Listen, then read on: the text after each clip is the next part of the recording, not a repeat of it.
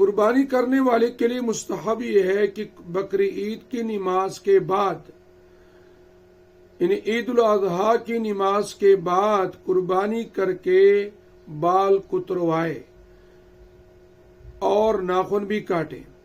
قربانی نہ کرنے والے بھی، غریب اور فقیر انسان قربانی کرنے والوں کی مشابہت اختیار کریں گے، یعنی وہ بھی بال اور ناخن نہیں کاٹیں گے تو ثواب سے محروم نہیں ہوں گے۔ لیکن یہ حکم، یہ مستحب اس مسلمان کے لیے ہے، اس قربانی کرنے والے کے لیے ہے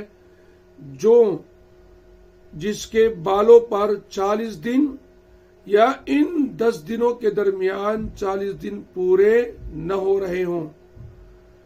اور اگر کسی قربانی کرنے والے یا مشابہت اختیار کرنے والے کے بالوں پر 40 دن یا اس سے زیادہ عرصہ گزر چکا ہے، یا ان 10 دنوں میں وہ پورا ہو رہے ہیں، تو ایسے قربانی کرنے والے یا مشابہت اختیار کرنے والے کے لیے بال کتروانا یا ناخن کاٹنا ضروری ہے، پھر یہ مستحب پورا کرنا ان کے لیے ضروری نہیں۔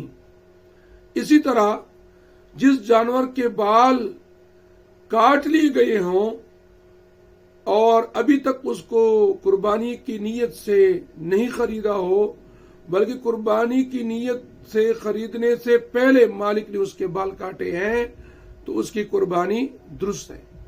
لیکن جب ایک مرتبہ ایک جانور قربانی کی نیت سے خریدے تو اس کے بعد اس قربانی والے جانور کے بال کاٹنا جائز نہیں۔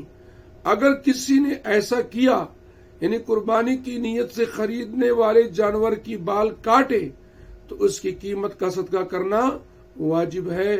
فقط واللہ تعالی اعلم۔